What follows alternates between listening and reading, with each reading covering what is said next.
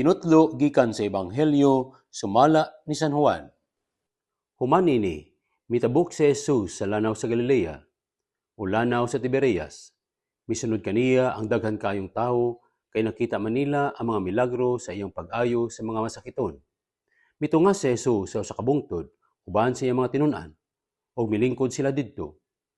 Niadtong higayuna, doon na ang kasaulugan sa pagsaylo. Unya may tanaw si Jesus sa palibot niya o sa pagkakita niya sa daghang mga tao na nagpaingon kaniya, mingon siya kang Pilipi. Asa man kita makapalit og igong pagkaon alang nining mga tao. Gisulti niya kini aron pagsulay kang Pilipi, apan ang tinuod mao nga nahibalo na si Jesus kunon sa iyang buhaton.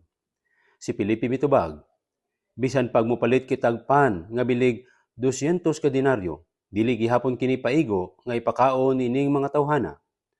Usa sa iyang mga tinun-an nga si Andres, igsoon ni Simon Pedro, mingon kang Jesus, ani ay batang lalaki dinhi nga may 5 ka pan nga sibada ug 2 ka isda.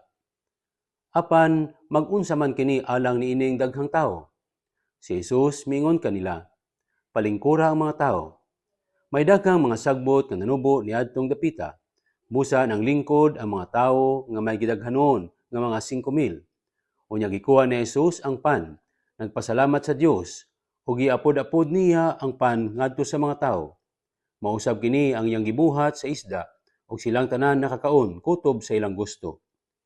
Sa nangabusog na silang tanan, mingon siya sa iyang mga tinun-an, hiposan ninyo ang mga salin aron walay mausik. Busa gihipos nila ang tanan salin sa 5 ka pan nga sibada nga gikaon sa mga tao o nakapuno kinig 12 ka bukag. Sa pagkakita sa mga tao sa milagro nga nahimo ni Jesus, mingon sila, sa walay duha-duha, siya gayod ang propeta nga giingon sa kasulatan nga moanhi sa kalibutan. Nasayod si Jesus nga moduol sila kaniya ug pugson siya aron himuon nilang hari, busa mibalik siya nga naginusara ngadto sa kabungturan. Ang Ebanghelyo sa Ginoo. Pag-ampo. Matag higayon imo kaming gipahinumduman sa imong pagkamangihatagon o Ginoo. Wala jud nimo gipasagdan ang mga gigutom o mga nanginahanglan. Gibusog mo sila o gilipay. Gipadayag mo sa tanan nga bisan unsa pa kadako o kadaghan ang panginahanglan sa tao.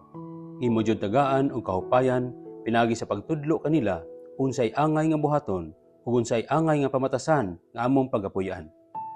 Ginoo namo, sa matag higayon nga ana kami sa mga hagit ug pagsulay, dili unta pagduha-duha ang among mahuna-hunaan, kung dili dakong pagsalig sa imong gugma o pagkamangihatagon.